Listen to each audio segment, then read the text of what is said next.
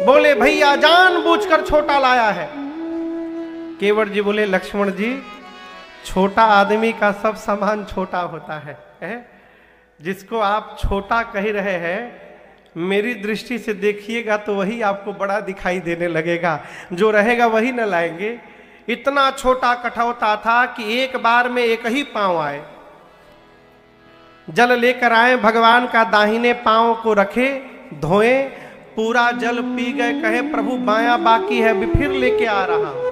यह है संकेत फेरी फेरी का। दोबारा जल लाए, बायां पांव धोए, अब दर्शन करिए सरकार। बायां धोने के बाद केवट जी बैठ गए। अब राम जी का पांव बायां सरकार कठौते में। राम जी बोले निकालो। केवट जी हाथ जोड़कर बोले प्रभु मेरे से गलती हो गई नाथ। लक्ष्मण बोले क्या कर दिए तुम? बोले नहीं कुछ किया नहीं, हो गलती हो गई। दाहिना पांव धोया था, आप उसको नीचे रखे, फिर धूल लग गया उसमें। तो राम जी बोले ऐसे तो जितनी बार आप धोगे उतनी बार लगेगा। बोले नहीं प्रभु बायां में नहीं लगेगा, इसीलिए तो निकाला मैंने ही। बाएं पांव को मैं धो दिया हूं, आप इसको मेरे गमछे के ऊपर रख दीजिए प्रभु, दाहिने को एक बार और धोना पड़ेगा नाथ। लक्ष्मण जी बोले भैया अब ये डबल ही आने लगा। राम जी बोले कोई उपाय नहीं है। बोले जाओ जल्दी लाओ। तीसरी बार गए, जल लाए, दाहिना पांव दोबारा पखारे, तीनों बार का जल केवट जी स्वयं पी गए। अब भगवान केवट जी के गमछे पर खड़े हैं। लक्ष्मण जी बोले हो गया ना, जो चाहते थे हो गया, अब पार उतारो। केवट जी बोले मेरे बच्चे? बोले क्या मतलब बच्चे? बोले प्रभु हम पी रहे थे तो बच्चे हमारे ऐसे हमको देख रहे थे नाथ, एक बार यदि धुला लेंगे तो बच्चों को थोड़ा प्रसाद मिल जाएगा। लक्ष्मण जी बोले 3 बार तुम पिए तब बच्चों की याद नहीं आई? बोले पहले हमार भरी जाए तब ना इनके बारे में सोचे प्रभु, आखिरी बार नाथ। और भगवान तो सब जान रहे हो। प्रभु ने कहा जल्दी जाओ। चौथी बार गए, जल लाए, धोए। आपको एक बात बताऊं, मानस में ही प्रसंग है। नारद जी जब हिमांचल जी के द्वार गए हैं पार्वती जी का नामकरण संस्कार करने, तो उस समय श्री हिमांचल जी ने नारद जी का पांव पखारा और उस चरणामृत को पिए नहीं थे हिमांचल जी। उस जल से पूरे घर में छिड़कवा कर सिंचित किया, उसको शुद्ध किया। केवट जी की घटना के पहले पांव धो करके उसको घर में छिड़का जाता था। चरणामृत पीने की प्रथा के जनक है हमारे केवट भैया, इनके बाद ही ये प्रथा प्रारंभ हुई चरणामृत पान करने वाली है। चौथी बार लाए, पांव पखारे और भगवान के सामने अपने हाथ से बच्चों के मुख में चरणामृत डाल करके केवट जी पूरे परिवार का उद्धार किए। अंत में सरकार थोड़ा सा जल बच गया तो केवट जी उठाए अपने पीने के लिए। लक्ष्मण जी हाथ पकड़ लिए, रुको 2 मिनट, पहले याद करो तुम्हारे घर का कोई बचा तो नहीं है, कोई छूटा तो नहीं है। केवट जी बोले प्रभु सब पी लिए, तो अब तुम पी जाओ। पूरा पी लिए। लक्ष्मण जी बोले अब ले चलो। केवट जी बोले गांव वाले प्रभु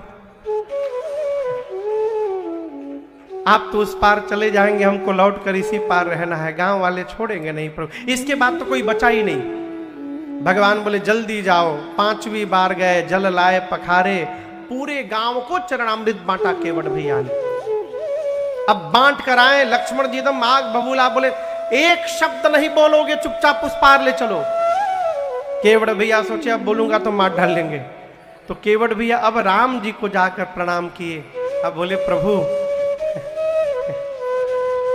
एक बार और प्रभु धुला लीजिए। राम जी बोले केवट कितना विलंब हो रहा है, कब से खड़े हैं पार जाने के लिए। केवट भैया ने कहा नाथ आपसे पहले भी कई लोग पार जाने के लिए खड़े हैं। राम जी बोले दिखाई तो कोई नहीं दे रहा है। केवट भैया बोले यही तो बात है, आप देख लिए होते तो वो कब के पार हो गए होते, आपकी दृष्टि ही नहीं पड़ी प्रभु, सब के सब फंसे हैं। मेरे पितरों को पार करना है नाथ मुझे। राम जी से अनुमति मिली। बाबा कहते हैं केवट रामा रजाय सुपावा, केवट रामा रजाय सुपावा, पानी कठवता भर ले आवा, पानी कठवता भर ले आवा, अति आनंद उमगी अनुरागा, अति आनंद उमगी अनुरागा, चरण सरोज पखारन लागा, चरण सरोज पखारन लागा, परसी सुमन सुर सकल सिहाहे, बरसी सुमन सुर सकल सिहाए, एहि सम पुण्य पुंज को नाहि,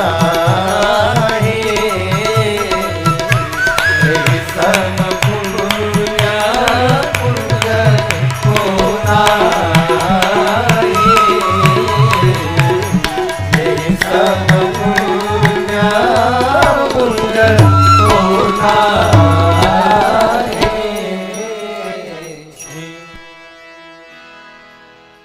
जैसे केवट भैया चल लाए और दर्शन करिए, पितरों का तर्पण करना है, इस भाव का स्मरण करते अति आनंद अति उमंग अति अनुरागा, ये अति बाबू सब में लगेगा, अति आनंद उमगी अनुरागा, और इन तीनों से परिपूर्ण होकर चरण सरोज केवट भैया पखारन लागा, उसी चरणामृत से केवट जी ने अपने पितरों को तर्पण देकर उनके जन्म जन्म की प्यास को समाप्त कर दिया।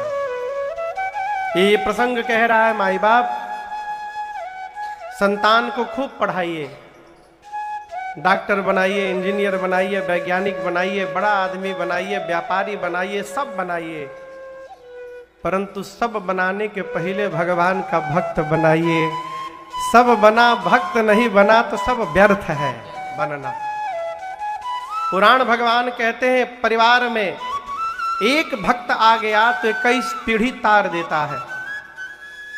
शंकर भगवान कहते हैं सो कुल धन्य उमा सुनु जगत पूज्य सुपुनीत, श्री रघुवीर परायण जहि नर उपज विनीत। केवट भैया ने पितरों को मुक्त किया और उसके बाद सीता मैया, राम जी, लक्ष्मण जी, निषाद राजगुह को नाव में बिठा करके उस पार ले जाने लगे। आपको एक घटना बताऊं सरकार, जिस समय राम जी को नाव पर बिठाकर केवट जी लेके जा रहे हैं, गंगा जी में उद्वेलन हो गया, लहरें बढ़ गई गंगा जी में, उफान आ गया। जानते हैं क्यों? गंगा जी केवट जी को बार बार धन्यवाद दे रही हैं।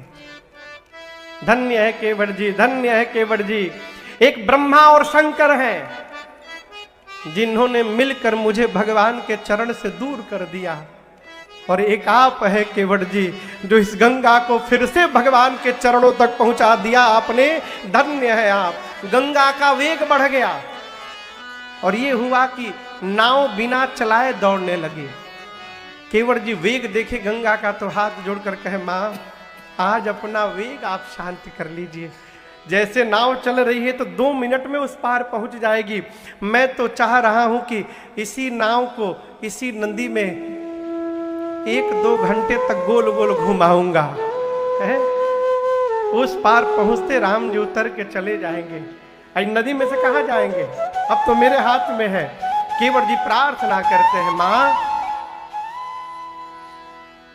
मेरे राघव जी आज उतरेंगे पार, हे गंगा मैया धीरे बहो, मेरे राघव जी उतरेंगे पार, गंगा मैया धीरे बहो, गंगा धीरे बहो, गंगा धीरे बहो, ओ गंगा धीरे बहो, ओ गंगा धीरे बहो, ओ गंगा धीरे बहो, ओ गंगा धीरे बहो, ओ गंगा धीरे बहो, गंगा धीरे बहो, हौले हौले बहो, हौले हौले बहो, मेरे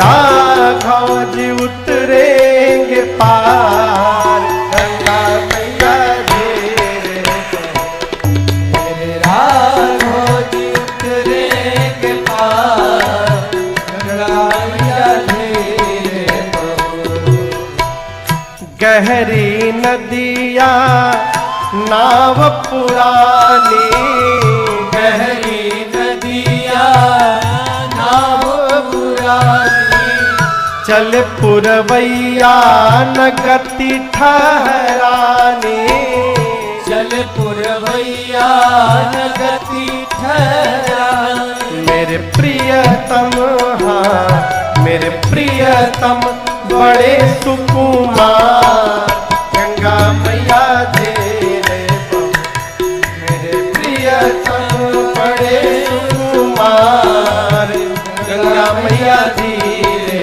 बहो, मेरे आई बहो, गंगा धीरे बहो, ओ गंगा धीरे बहो, ओ गंगा धीरे बहो, ओ गंगा धीरे बहो, ओ गंगा धीरे बहो, ओ गंगा धीरे बहो, ओ गंगा धीरे बहो, हौले हौले बहो, हौले हौले बहो, मेरे राघव जी उतरेंगे पार, गंगा मैया धीरे बहो, मेरे राघव जी उतरेंगे पार, गंगा मैया धीरे बहो, ओ मैया धीरे बहो, ओ मैया धीरे बहो,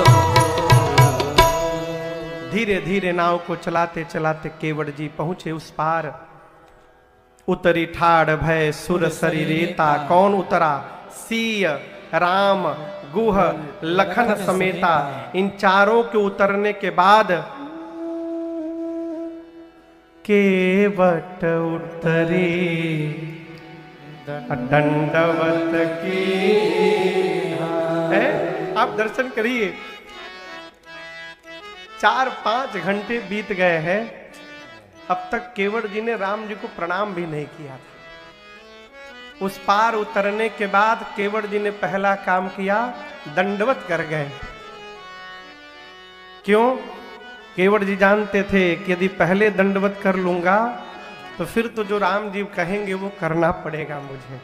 नहीं नहीं, मैं पहले अपनी वाली कर लूंगा, मेरे मन वाली जब पूरी हो जाएगी तब दंडवत करूंगा। अपनी वाली कर लिए, उस पार पहुंचाए और उतरने के साथ केवट प्रणिपात हो गए। और यहां दर्शन करिए, केवट जी चरण में गिरे हैं लेकिन राम जी ने केवट जी को उठाया नहीं। ये भगवान के स्वभाव का विपरीत व्यवहार है। जीव और जगदीश का अंतर आप जानते हैं। हम अपने सामने किसी को खड़ा बर्दाश्त नहीं कर पाते,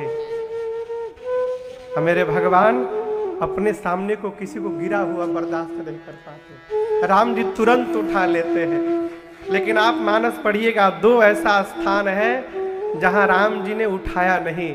आज केवट भैया को नहीं उठाए, और जब पहली बार श्री हनुमान जी राम जी से मिले तो राम जी ने नहीं उठाया उनको। केवट जी को क्यों नहीं उठाया राम जी? प्रभु सोचने लगे, ये पुत्र है, इन्होंने कह दिया कुछ नहीं लूंगा, मेरा धर्म क्या कहता है, खाली हाथ भेज दूं और उठाऊंगा तो दूंगा क्या, मेरे पास तो कुछ नहीं है देने के लिए। मारे संकोच राम जी खड़े हैं और प्रभु के भाव को मेरी मां जान गई। पियहिया की सिया जान निहारी, बिना कहे मणि मुदरी मन मुदित।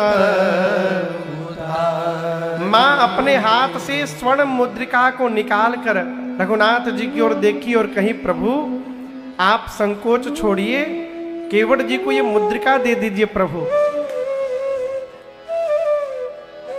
राम जी मां को देखकर कहे, सीता जी आप अपने हाथ से निकाल लें। मां ने हाथ जोड़कर कहा, नाथ क्या कहा, अपने हाथ से? ये मेरा हाथ नहीं है प्रभु। जिस दिन कन्यादान के समय मेरे पिता ने इस हाथ को आपके हाथ में सौंपा था, उस दिन से ये आपका हाथ बन गया प्रभु, ये मेरा तो है ही नहीं। और आपके मान मर्यादा के आगे इस मुद्रिका का कोई मोल नहीं प्रभु। आप संकोच छोड़िए, केवट जी को मुद्रिका दे दीजिए और आप दर्शन करिए। वो मुद्रिका राम जी के ही हाथ में रही, मां के हाथ में, राम जी नहीं लिए।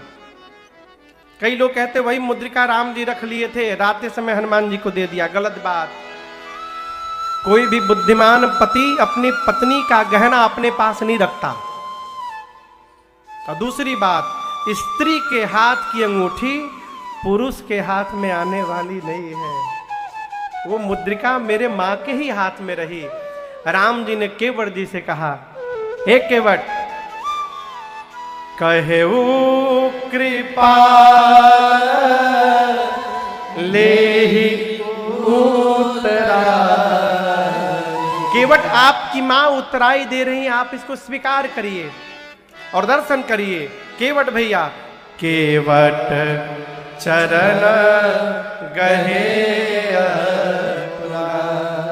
अब तक केवट जी केवल भगवान के चरण में दंडवत किए थे, लेकिन जैसे भगवान उतराई देने का प्रयास किए, केवट भगवान के चरणों को जकड़ लिए हाथ में। कहे, प्रभु मैंने सौगंध ली है, कुछ नहीं लूंगा, तो बरबस देकर सौगंध तोड़ना चाहते हैं मेरा। क्या नहीं मिला प्रभु? नाथ आज मैं काह न पावा। भगवान ने कहा, मैंने तो कुछ दिया ही नहीं। केवट जी बोले, प्रभु जीवन के दुख का सबसे बड़ा कारण यही है, जो प्राप्त हुआ है वो दिखाई न पड़े, और जो नहीं मिल सकता उसी की कल्पना करें दिन भर हम लोग। नाथ ये वही चरण है जिसको एक बार देखने के लिए महात्मा जन्म जन्मांतर तपस्या करते हैं, और आज आपने उस चरण को मुझे छूने का ही नहीं नाथ, पखारने का सौभाग्य प्रदान कर दिया। अब इससे अधिक जीवन में और क्या प्राप्ति करने की कामना रहेगी? मुझे सर्वस्व मिल गया, आज मुझे कुछ नहीं चाहिए। नाथ आज मैं काह न पावा, मिटे दोष। दोष का संबंध नेत्र से होता है। केवट जी बोले, जिस आंख में आपका दर्शन हो गया, मेरे नेत्र का दोष चला गया। दुख का संबंध मन से होता है। जिस मन में राम जी आप बस गए, आप सुख के सिंधु हैं, वहां से दुख समाप्त हो गया। मिटे दोष दुख दारिद्र। दारिद्र यानी दरिद्रता। दरिद्रता का संबंध अभाव से नहीं है, दरिद्रता का संबंध स्वभाव से है। दरिद्र कौन? जो होने के बाद भी मांग रहा है, वो दरिद्र आदमी। घर में रखने का जगह नहीं है, लेकिन उसके बाद भी भगवान से प्रभु दे दीजिए, दरिद्र आदमी। और याद रखिएगा, जीवन में दरिद्रता से बढ़कर कोई दुख नहीं है। गरुण जी महाराज ने उत्तरकांड में काकभूषुंडी जी से पूछा, सबसे बड़ा सुख और सबसे बड़ा दुख क्या है? काकभूषुंडी जी कहते हैं, नहीं दरिद्र सम दुख जग माहि, असंत मिलन सम सुख जग नाहि। केवट जी बोले प्रभु आपने मेरी दरिद्रता मिटा दी और आपका जो चरणामृत पान किया उस चरणामृत ने मेरे हृदय के ताप को मिटा दिया। अब क्या चाहिए? अब कछुनाथ न चाहिए मोरे, दीन दयाल अनुग्रह तोरे। कई लोग तो केवल ऊपर से बोलते हैं कुछ नहीं चाहिए, कुछ नहीं चाहिए, भीतर तो भगवान मालिक है? किसी को कुछ दीजिए ना, लिफाफा उफा, तो जैसे आप दिए वो हाथ में लेकर, इसकी क्या आवश्यकता थी बताइए, क्यों दे दी आप हमको ये? अरे आवश्यकता नहीं तो कहां रख रहे हो, निकाल कर दो। आदमी ले भी लेता है और कहता है इसकी क्या आवश्यकता थी। ये चतुराई ये है। कभी याद करिए, मंदिर आए हो, बल्केश्वर मंदिर, अब बाबा से बिना कुछ मांगे चले गए हो, याद करिए कभी हुआ है ऐसा? कहिए नहीं हुआ होगा, हम जानते हैं। लेकिन केवट जी को दर्शन करिए, मांगना भी नहीं पड़ा, राम जी अपनी ओर से दे रहे हैं। क्या बोले? अब कछुनाथ न चाहिए मोरे, दीन दयाल अनुग्रह तोरे, दीन दयाल अनुग्रह। केवट जी बोले प्रभु एक बात बोलूं, मरने के पहले मेरे पिताजी ने मुझसे एक बात कही थी। राम जी पूछे क्या कही थी?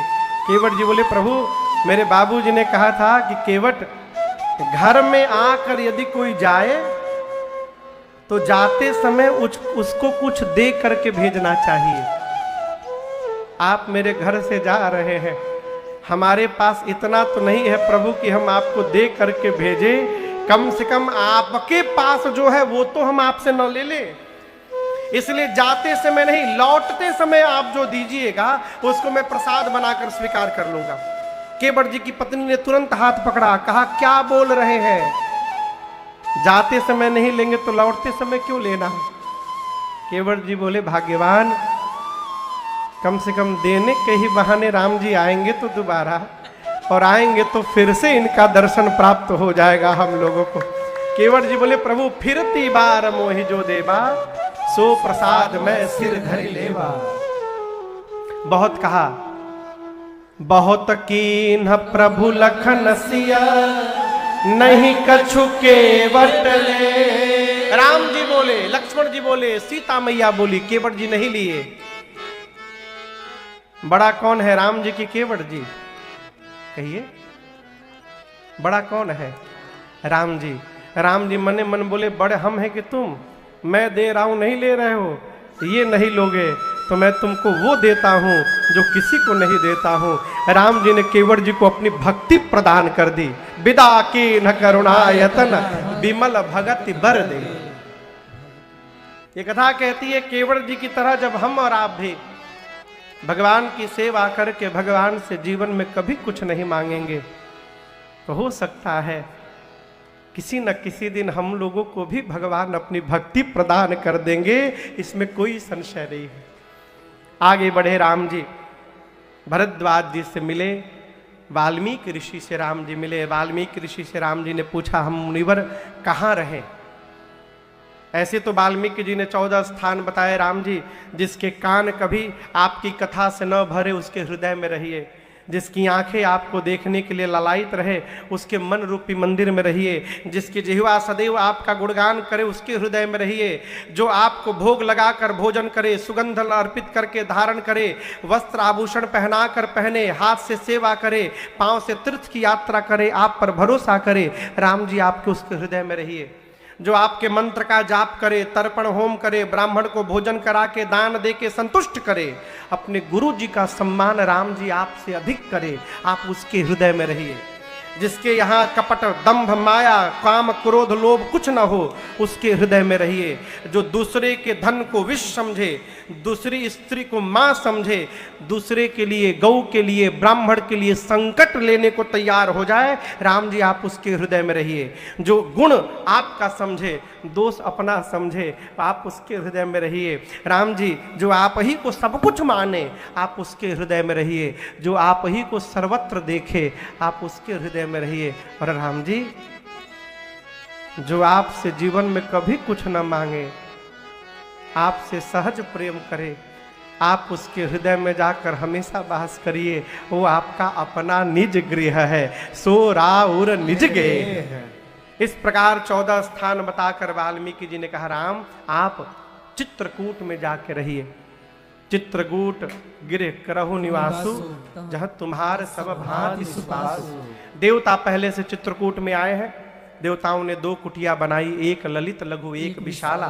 भगवान चित्रकूट में मैया भैया के साथ उतने ही आनंद में रह रहे हैं जितने आनंद में देवलोक में देवराज इंद्र माँ सची और पुत्र जयंत के साथ रहते हैं। तो भगवान चित्रकूट में विश्राम कर रहे हैं। आज की बेला को हम इस समय यहाँ विश्राम करते हैं।